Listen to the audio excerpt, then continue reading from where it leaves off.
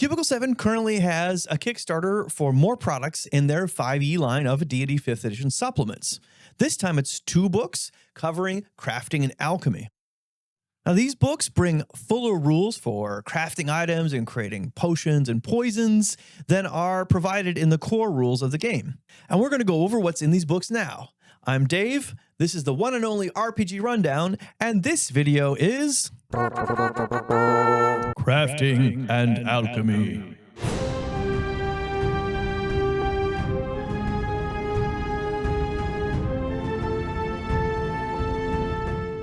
The Crafting and Alchemy books follow their other titles like Uncharted Journeys and A Life Well Lived that flesh out and expand on non-combat portions of D&D rules.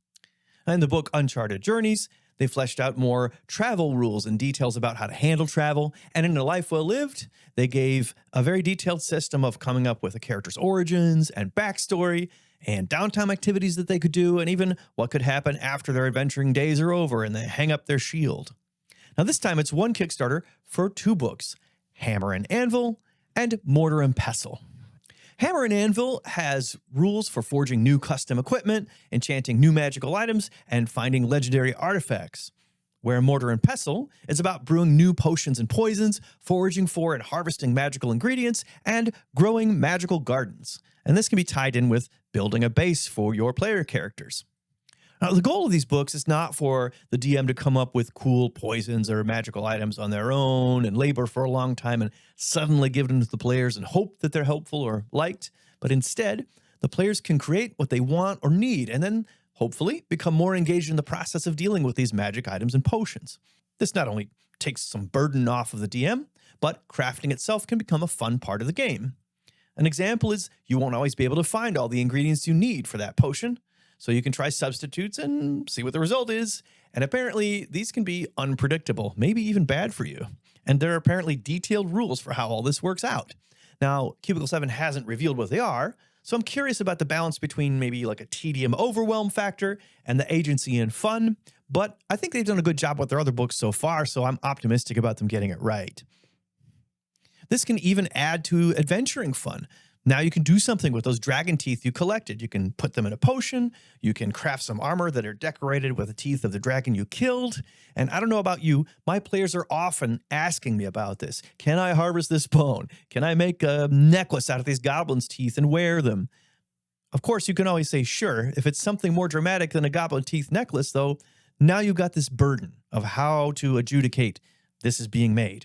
There are rules in the core books for 5e, but they don't tell you a whole lot. Like a lot of 5e, again, they leave the burden on the DM to make calls and just come up with something. Now, along with agency in what they create, the rules give more freedom to players to refine character concepts that might depend on interesting equipment. An example they gave is if I wanted a cloak with elements of armor in it, and if I swirled it in a certain direction, it would increase my AC in that direction. Maybe an idea inspired by my love of Batman. I could do it in the game if I wanted to with these rules.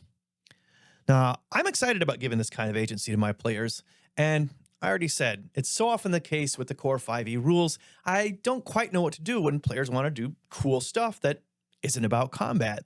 It's more of this DM burden of choice, more of me making this ruling and hoping the characters find it okay and hoping it doesn't create a feels bad by accident. With a system like this, I can just say, yes, you can. You can make that cool custom armor. You can make that cool custom cloak. You can try to make this funky potion that does this funky thing. So I'm looking forward to seeing what Cubicle 7 comes up with. What do you think about this? Do you have this problem too as a DM? And how do you feel about these books? Do you think they'll solve that problem? Do you have other approaches you've taken for this kind of thing? Let me know in the comments. And as always, may all your 20s be natural. Hey, thanks for watching this video.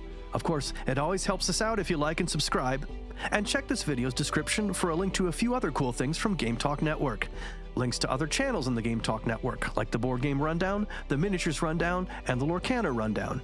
A link to our Patreon for the Game Talk Network, where RPG Rundown is one of the pledge levels you can select. And a link to our GTN Discord server. Thanks for watching, and see you next time.